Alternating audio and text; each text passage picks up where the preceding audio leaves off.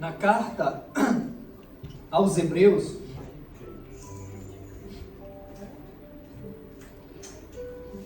ainda conversando com a minha esposa hoje,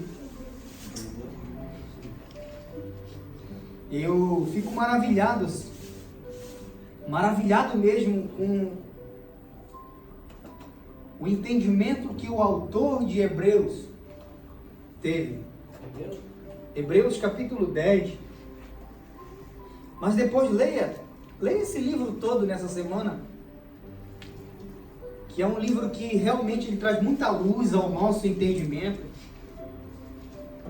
Ele é libertador. E eu fico maravilhado quando leio este livro por perceber a profundidade de discernimento, de revelação que foi dada a esse autor, cujo nome não é revelado. Eu particularmente, não me entenda como heresia, eu creio que foi Paulo, outro diz que foi Apolo, mas isso na verdade é irrelevante agora, pela riqueza deste livro e a luz que traz ao nosso entendimento. Leia essa carta, é rápido que você lê, numa sentada, rapidinho você lê, depois releia, medita, e claro que você só vai entender ela depois de muitas coisas do Velho Testamento, mas já vai ser um despertar para você ler também o que dizia lá no Antigo Testamento. Hebreus capítulo de número 10, todos acharam? O verso de número 19.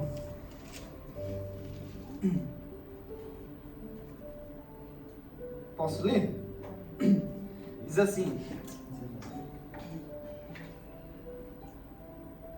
Acharam? Diz assim: tendo, pois, irmãos, intrepidez para entrar no Santo dos Santos, pelo sangue de Jesus, pelo novo e vivo caminho que ele nos consagrou pelo véu, isto é, pela sua carne. E tendo grande sacerdote sobre a casa de Deus, aproximemo-nos com sincero coração, em plena certeza de fé, tendo o coração purificado de má consciência e lavado o corpo com água pura. Guardemos firme a confissão da esperança sem vacilar, pois quem fez a promessa é fiel. Consideremos-nos também uns aos outros para nos estimularmos ao amor e às boas obras. Não deixemos de congregar, como é costume de alguns. Antes, façamos admoestações, tanto mais quando vede que um dia se aproxima. Esse verso de número 25 é o que eu estava introduzindo agora. Não nos deixemos de congregarmos. Outras traduções aí NVI vai dizer, não nos deixemos de reunir como igreja. Talvez a nova tradução da linguagem de hoje vai dizer, não devemos nos encontrar. Porque o sentido é esse. Não deixemos de congregar. E eu quero, segundo aquilo que eu entendo, e que tem sido de grande edificação para a minha vida, e uma aplicação que me traz muita saúde espiritual. Eu quero compartilhar não o que os outros dizem, mas o que eu acho e entendo do texto. Que isso é muito importante, não no sentido de convocação, como muitas pessoas usam.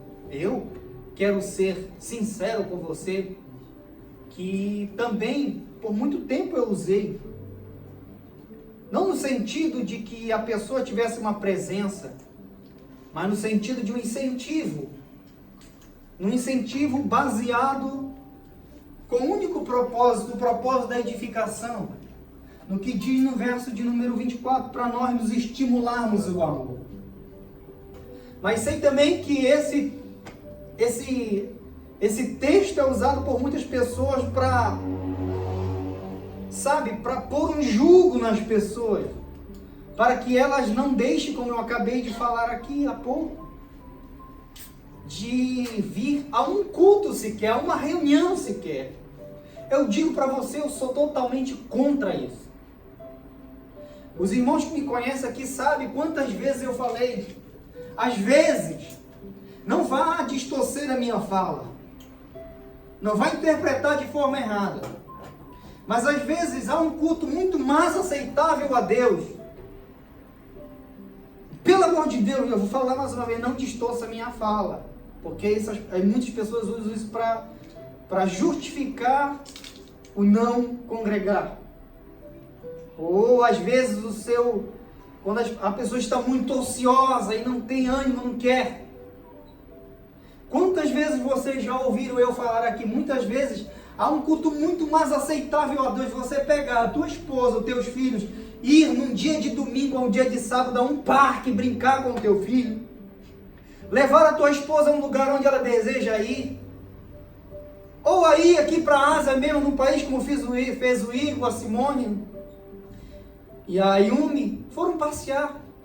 Às vezes isso vai trazer muito mais edificação do que você ter uma consciência cauterizada no sentido que eu sou obrigado a estar todos os cultos lá.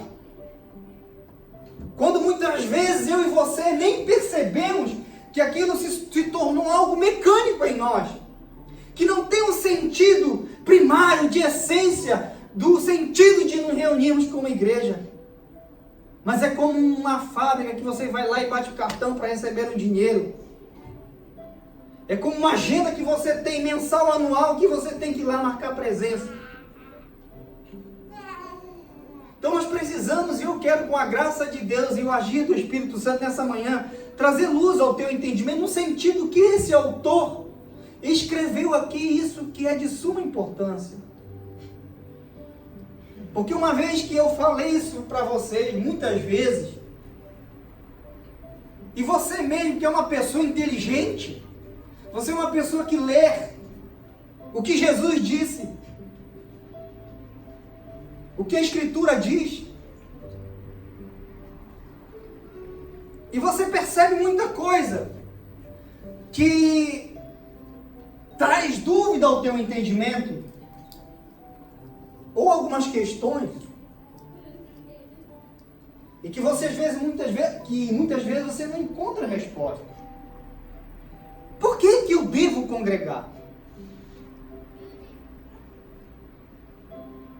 Qual a importância do que o autor dessa carta aos Hebreus falou isso aqui? Ele diz assim, olha, não deixe de ter o encontro de vocês, não deixem de vocês reunirmos como igreja, como é o costume de alguns, ou seja, isso é uma prática que não é contemporânea a nós somente, que não é uma prática nossa, da igreja de hoje, era uma prática da igreja primitiva já, porque a Escritura traz muita luz ao nosso entendimento, e trazendo luz ao nosso entendimento, nós pesamos muitas vezes e paramos ela com algumas questões particulares e algumas motivações erradas que nós temos. E mediante o que a Escritura diz, nós falamos para nós mesmos, bom, eu não tenho essa necessidade. Para que eu vou numa reunião? Se eu já entendi que Jesus disse assim, quando você orar, aqui nós oramos, quando você orar, você entra no teu quarto, não seja como os hipócritas que ficam nos cantos das praças e levantam suas vozes. Não, tu entra no teu quarto, e lá no teu quarto, teu pai que te vê em secreto, te ouvirá, tu falarás com ele lá. Então para que eu vou numa igreja se eu posso orar aqui?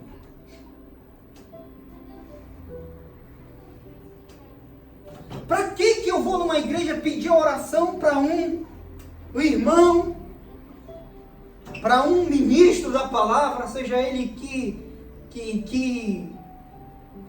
ministério seja dado pelo homem, titulado pelo homem, foi dado a ele, e ele vai de alguma forma orar por mim? Se eu tenho, como li aqui no verso de número 19, tendo, irmãos, intrepidez para entrar no Santo dos Santos pelo novo e vivo caminho que Ele nos consagrou pelo seu sangue. Lá no capítulo 14, também no verso 15 diante, vai dizer também que tendo Jesus como grande sumo sacerdote, nos acheguemos a Ele com interesse de coração. Paulo escreve aos Filipenses, a Timóteo, perdão, ele diz assim, olha que só existe um Deus, e um mediador entre Deus e os homens, Cristo Jesus, o homem. Então para que eu tenho essa necessidade de me reunir? Inúmeras questões e pensamentos que te vêm mediante o que a Bíblia relata. Qual a importância? E para que eu devo me reunir como igreja? Eu quero falar um propósito somente nessa manhã aqui.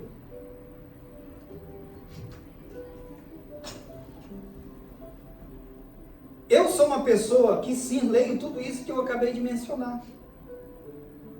Mas tudo isso que eu acabei sobre oração, sobre intercessão, tudo isso é uma verdade.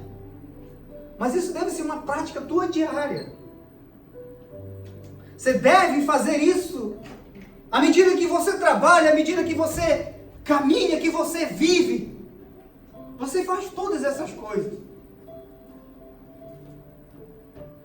Para que eu vou pedir oração de um irmão? Quantas vezes eu me fiz essa pergunta, sendo que eu posso orar? Mas eu quero dizer para você, que quando Tiago, inspirado pelo Espírito Santo, lá em Tiago 5,16 em diante, ele vai dizer assim, que muito pode orar uns pelos outros, confessar os seus pecados uns aos outros para ser sarado, porque muito pode, por sua eficácia, a oração de um justo.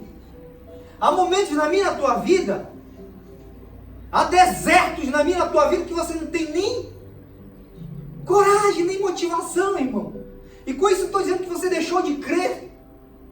E quando você orava, você cria mais, e agora que você não ora, você não está conseguindo. Não! A alma se abate.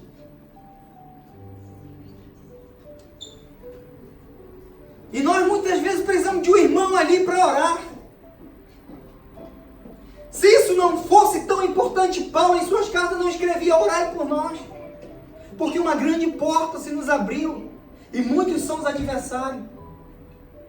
E ele mesmo diz, olha, a favor de vós, a carta aos Efésios, aos Filipenses, me põe de joelho, a favor de vós, em súplica e orações. E são coisas que quando algum entendimento vem à nossa mente, nós colocamos de lado e achamos que não é mais necessário. Não é, mas isso é prática diária tua, onde você vive.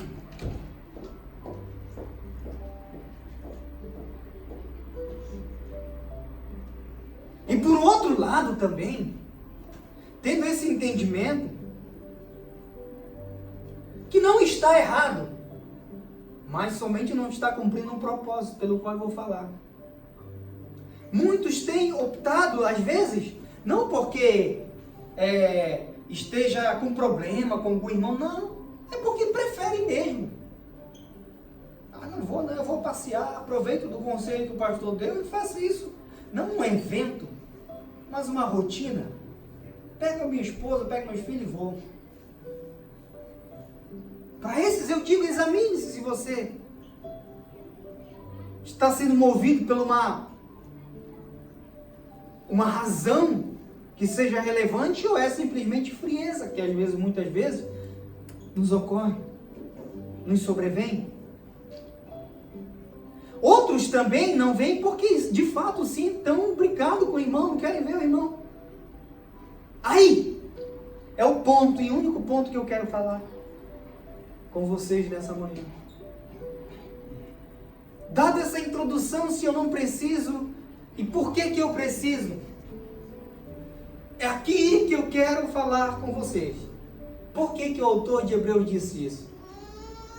E por que era uma prática da igreja primitiva se reunir nas casas, em lugares, no cenáculo, enfim, em tantos lugares ele se reuniu, à beira de rios, ele se reuniu como igreja. Um propósito, irmão. Eu e você, preste bem atenção no que eu vou falar. Eu e você, nós só vamos nos desenvolver humanamente no encontro. Essa é a importância disso aqui. Lembra quando o Senhor Jesus ora por mim, por você? Pai, eu oro por eles para que eles sejam um. Como eu sou contigo, que eles sejam em nós. E para que eles sejam aperfeiçoados na unidade. Para que o mundo conheça que tu me enviaste. Uma coisa que talvez você não entendeu é que Deus, quando Ele criou o homem, Ele criou todos os animais. Para nenhum dos animais Ele disse, não é bom que esse animal esteja só, não é bom que o peixe não se encontre com a baleia, o peixe não se encontre com a garça, com o furão, enfim, com tudo. Somente para o homem Ele disse, olha, não é bom que o homem esteja só. Não é bom que o homem esteja só. Farei uma mulher para que ele esteja, dá problema para ele lá. Para ele esquentar a cabeça. Para ele se aperfeiçoar. Depois vem Salomão. Um cara burro pra caramba. Escreve coisa que a gente não entende. Vai lá no Provérbio 25, 17. Ele diz o seguinte. O ferro com ferro, ele se afia. O ferro com ferro, ele se afia. Lá em Eclesiastes 10, ele diz assim, algo muito interessante. Diz, olha, quando o machado está embotado e não se afia a lâmina dele, a pessoa que vai usar ele, vai ter que empregar muito mais força para cortar, para fazer daquele material, daquela ferramenta, algo útil e incansável para ele. Mas qual é a causa de multiplicar essa força, essa diligência, esse desgaste? É porque uma ferramenta está cega. Aí ele vem e diz, olha, o ferro com ferro se afia. Então para eu e você, segundo as palavras de Salomão, para eu e você não empregarmos forças em coisas desnecessárias, é no encontro humano. É onde nós nos aperfeiçoamos como humano. É nos afiando um ao outro. Eu já falei outro dia aqui, vou falar de novo. Todas as vezes que eu e você, nós nos ofendemos com algo que fizeram para nós ou falaram para nós, na verdade aquela ofensa ou aquelas palavras simplesmente estão revelando em mim o meu interior. Nada mais que isso. Esses dias eu conversando com a minha esposa, eu digo, nós precisamos entender, é isso. O mais pode ter argumento, não, mas é isso. Se algo me fere é porque eu estou ferido. Se algo me atinge é porque eu estou vulnerável. Porque a escritura é direta quando diz que quando ele era humilhado, ele não revidava. Quando ele era abatido, ele não abriu a boca. Mas por que o mal não atingia Jesus? Porque ele tinha um coração puro. Será que foi fantasia ou coisa da mente dos escritores que fizeram com o meu Salvador? Não! Foi fato, foi verdade, bateram nele. O feriram, mataram, injuriaram, espancaram. Mas aquilo não tinha o poder de atingi-lo, porque ele era puro. Então é nesse sentido que eu e você precisamos ser afiados, como disse Salomão. E você nunca se aperfeiçoará como ser humano, como pessoa, sozinho. Porque logo, aí vai de novo o burro escrever outra coisa. Salomão, besta. Cara que não entendia nada. Ele escreve de novo, Provérbio 18. Ele diz assim, olha. Aquele que se isola, busca os seus próprios interesses. Aquele que se insurge em si mesmo, busca os seus próprios interesses. E se ensoberbece contra a sensatez. Ou seja, uma pessoa que decide deliberadamente, por livre, espontânea vontade, não querer ter o contato com o humano, ela só pensa nela. Ela é uma pessoa egocêntrica. ficar. Aí vem de novo Salomão, Eclesiastes 4:9 diz assim, olha, é melhor ser dois do que um, porque tem melhor paga do seu trabalho. Porque se um cai, o outro levanta. E se os dois dormirem juntos, eles se aquecem. E se um cai, o outro levanta, mas ai daquele que estiver só. Ai daquele que estiver só. Aquele que é um egoísta, um egocêntrico, que se insurge, que se isola. Nesse ato, nessa atitude, ele manifesta alguma coisa que não conhece a Deus. Porque uma das maiores evidências que uma pessoa, ela conhece a Deus, é o amor.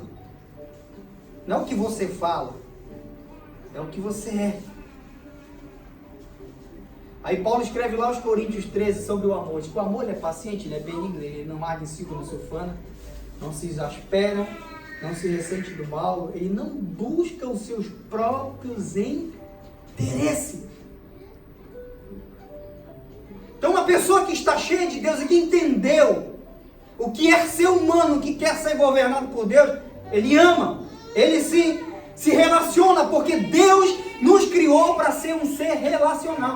Irmão, se você quiser viver longe disso, eu te dou um conselho muito rápido, prático, te mata, pronto. Está incentivando? Não. Porque eu já vi, gente. Esse dia eu estava falando com a minha esposa, que não, olha, eu sei, eu estou errado no que eu estou falando, eu estou dando uma opinião, eu posso ser livre para falar isso. Eu sei que Jesus me mandou amar, eu sei que Jesus me perdoar, eu tenho que suportar muitas pessoas, mas eu sei, não é nem um de vocês aqui, amém, irmãos? É o que eu já vi pessoas. Mas, irmãos, tem muito espírito de porco nesse mundo. Tem pessoas que fazem mal com a consciência e de forma deliberada. São pessoas que decidiram calcar os pés ao Filho de Deus e rejeitaram o sacrifício da cruz.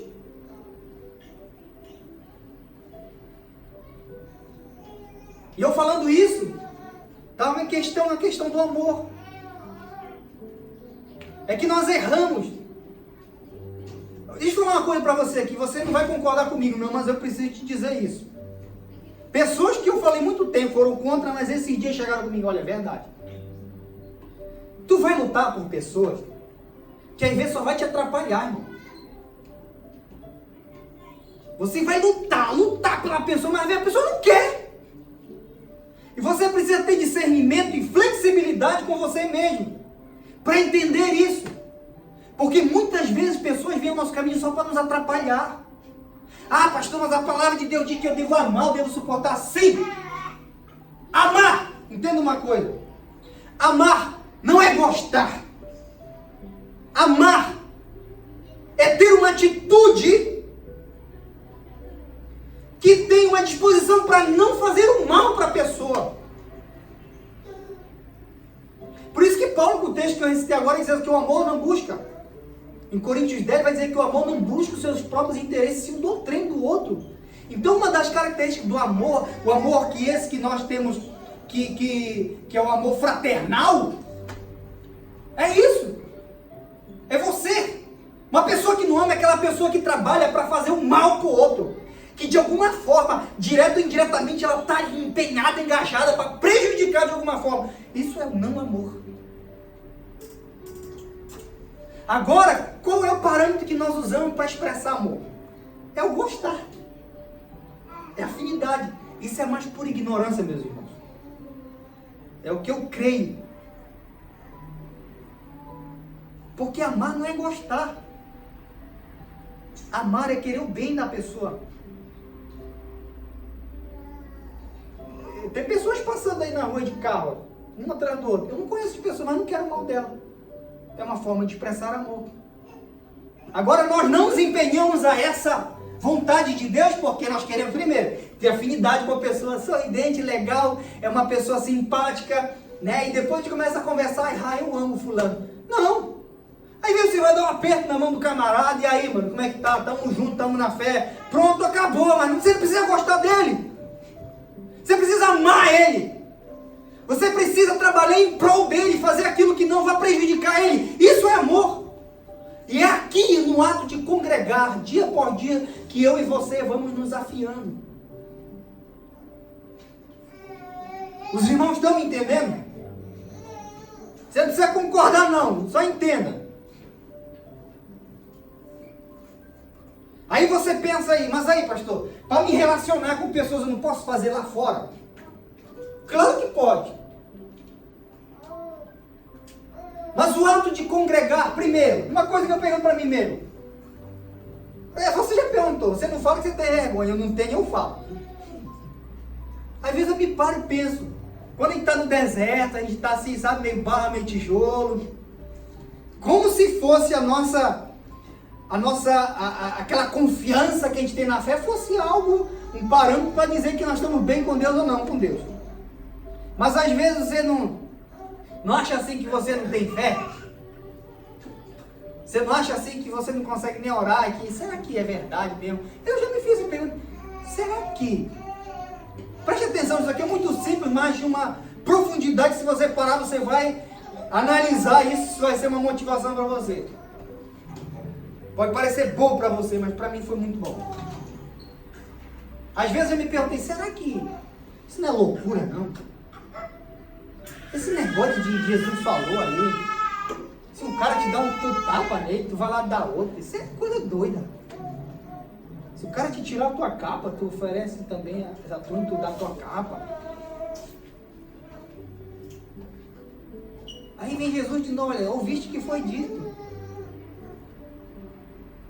Amarás o teu amigo, teu irmão, e odiarás o teu inimigo. Ele diz, olha, eu porém vos digo, amai os vossos inimigos. Irmão, a gente não consegue amar nem quem muitas vezes tem afinidade. E orai por aqueles que nos perseguem. Essas coisas são loucura. Mas aí eu venho para a congregação. Não é lá, estou tirando os irmãos lá de fora. Aqueles que ainda não sabem que eles são irmãos nossos. Estão lá fora. Que não professam a mesma fé que eu e você. Aí eu venho para cá, para o lado de me reunir, de congregar com a igreja. Aí eu chego aqui e vejo um pastor Nilton. Um camarada que tem curso superior, formado em... Como é que é o nome do negócio lá? Economia. Eu não sou formado em nada. Mas tem pessoas inteligentíssimas aqui, com QI elevado. Aí eu venho aqui, me sento, fico olhando o pastor Nilton. Olha, eu sei que eu vim lá no meio de Barcarena, cidade maravilhosa, que se você...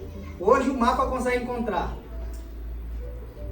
Eu não sou muito assim não, muito culto, muito inteligente, mas esse camarada é. Por que ele está aqui? Então, de alguma forma, você vê que o que você tem crido é também afirmado, testemunhado por alguém que serve de parâmetro para você de alguma forma e motivação. Mas isso você só vai ver no ato de congregar. Isso é estimular o amor. Isso é incentivar a fé. Porque se você não teve essas questões, uma hora ela vai vir a você. Então isso para mim é muito interessante. Talvez não seja para você. Mas eu penso nisso. Então o que o autor escreveu aqui, guardemos firme, no verso de número 23, a confissão da esperança sem vacilar, pois quem fez a promessa, consideramos também uns aos outros para nos estimularmos ao amor e às boas obras, e não deixemos de nos reunir como igreja, como alguns já fazem, estão fazendo. Então, querido,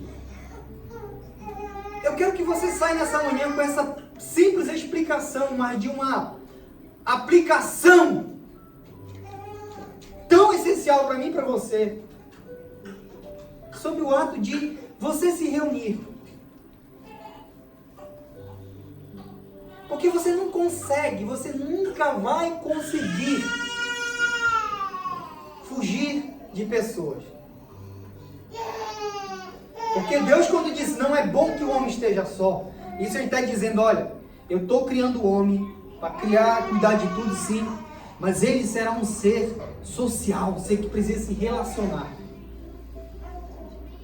Vocês que estudam, Bela, Luane, tem um sonho, querido, se formar em alguma coisa. E aí, como fugir disso? Como eu já falei outras vezes aqui. Você estuda para ser um médico, você vai ter que lidar com os pacientes. Você é um professor, vai lidar com quem? Né? Você vai, é um arquiteto, você vai lidar com um cara que vai fazer uma casinha para ir lá, um barraco, um prédio, alguma coisa. Enfim, não tem como nós fugirmos desse encontro.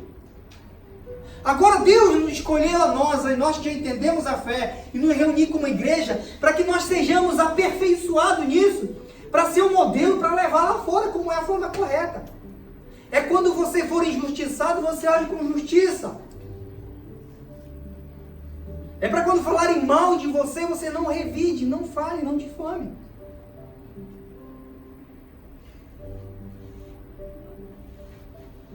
Então, enfim, o ato de congregar como igreja, porque muitos argumentos, eu posso me reunir com fulano lá dentro assim, mas lá tu só será um pior do que tu é hoje. Essa é a verdade. Ser egoísta, amanhã você é 10 vezes mais. Você faz o mal hoje, amanhã tu mata. Mas aqui não. Você, meu irmão, você é um espelho para mim. Você confronta todos os dias as minhas falhas. E você me estimula e eu te estimulo. Você é o ferro que me afia. É aqui, aonde eu venho, já com o coração aberto, para receber um estímulo. Não é verdade? É aqui. Você crendo ou não? Aceitando ou não?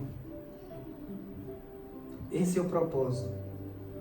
Um dos propósitos de nós nos reunirmos como igreja é nos aperfeiçoarmos como humano. Irmãos, vocês me ouvem muito falar sobre humano. É porque é isso. Sabe o que acontece com nós, os crentes? É o seguinte. Isso é burrice. Eu não estou sendo direto para você não, se você pensa assim. Por exemplo, é uma atitude de burrice. É que nós, quando abraçamos a fé, nós queremos aperfeiçoar o espiritual. E pelo contrário, Deus está querendo aperfeiçoar o humano.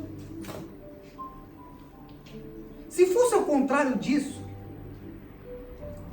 o Criador, ele teria enviado anjos. A pessoa, todo domingo aqui, um anjo aqui, falando para nós. Não precisava de fé, não precisava de nada. Com uma espada aqui ia ser pior ainda, né? Ah, não vai perdoar não, então, já é. Mas não. Ele quis aperfeiçoar como humano. Aí vem João, capítulo 1, diz assim que no princípio era o verbo estava com Deus e o verbo era. Todas as coisas foram feitas por meio dele, nada do que foi feito se fez. E Deus enviou, João 3,16, o seu Filho como unigênito para salvar a criação. O verbo se encarnou e se fez. O verbo se encarnou e se fez carne, humano, pessoa. Sei que quando eu falo aqui que Jesus foi igual o Arthur ainda agora, a Patrícia está limpando a bundinha dele. Você acha que Jesus não precisou Maria ir lá limpar a bunda dele? Não, irmão. Ah, pastor, não fala isso, é o Senhor. Não, eu estou falando do Jesus, o homem. Eu estou falando do Jesus Cristo, o Jesus que encarnou o Cristo. O humano, Jesus, que permitiu o Cristo de Deus, o Deus vir nele viver. E mostrar para mim e para você o que é ser um humano. Ah, pastor, mas Jesus amou porque ele era Deus. Sim, era Deus, mas ele era homem também. É isso que dá um nó na cabeça dos crentes que não entendem.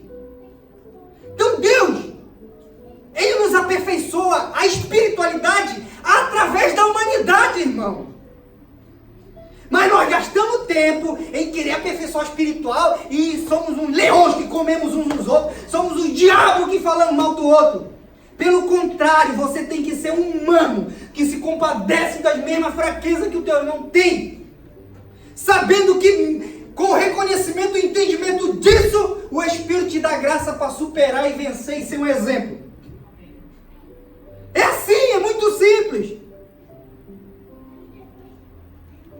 Então Jesus sim fez cocô, fez xixi, e ele foi crescendo, porque senão Lucas não escreveria que ele crescia em estatura, graça e conhecimento diante de Deus e dos homens.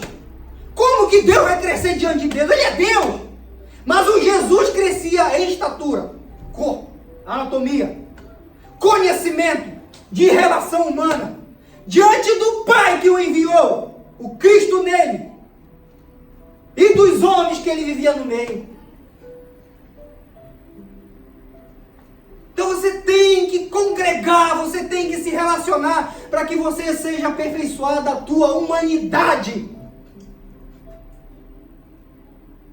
E lembre-se, tudo que você se ofendeu e vai se ofender muitas vezes, vai ficar emburrado, vai ficar ofendido, mas saiba, tome a responsabilidade para você. Se isso está me atingindo é porque eu estou ferido.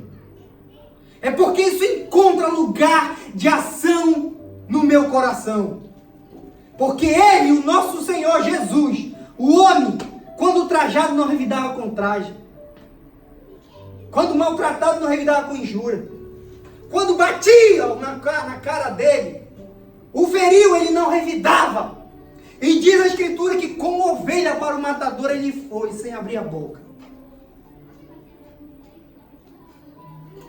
E lá na cruz, a maior expressão do homem Jesus. Ele diz, Pai, perdoa-os, porque eles não sabem o que fazem. Deus meu. Por isso que muitas pessoas dizem que Jesus não é divino.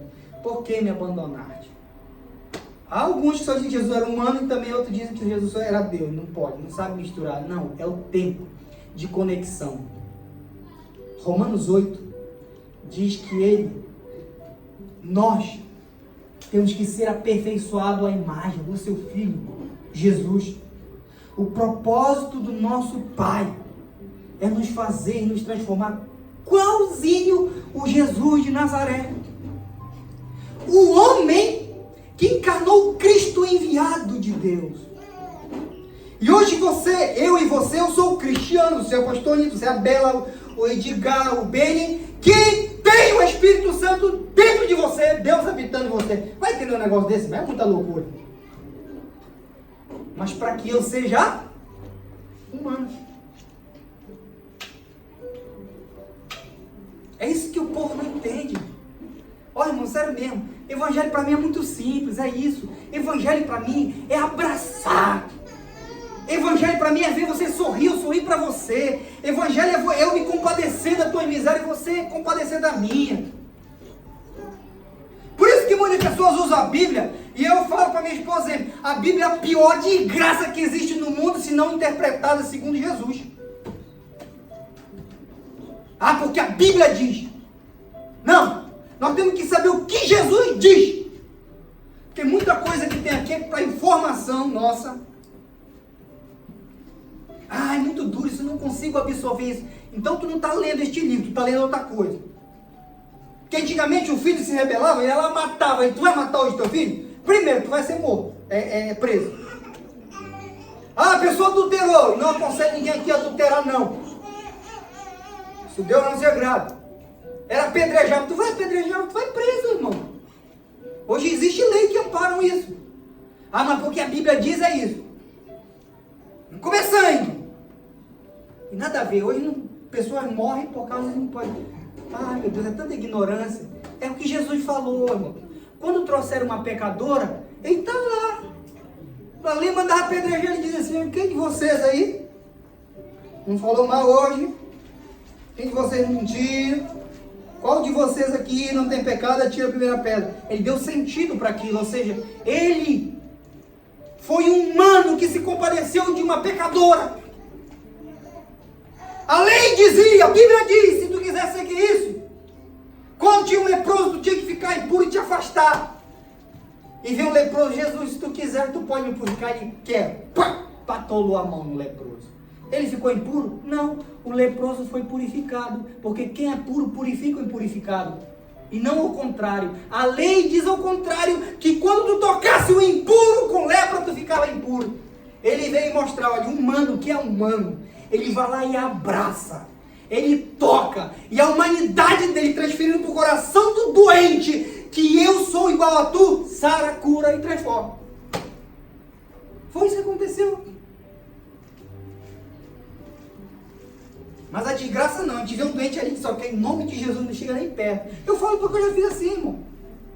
Eu sei que Deus já usou para curar muita coisa. Um mendigo, por exemplo. Eu já tive, sabe, uma vez uma pessoa fedida, a Bíblia está me mandando, Jesus é aquela luz, Jesus tu manda aquilo, abraço que eu seja, irmão, mas o cara está fedido demais, é aquele negócio. Sabe, são tantas coisas, mas Jesus ia lá.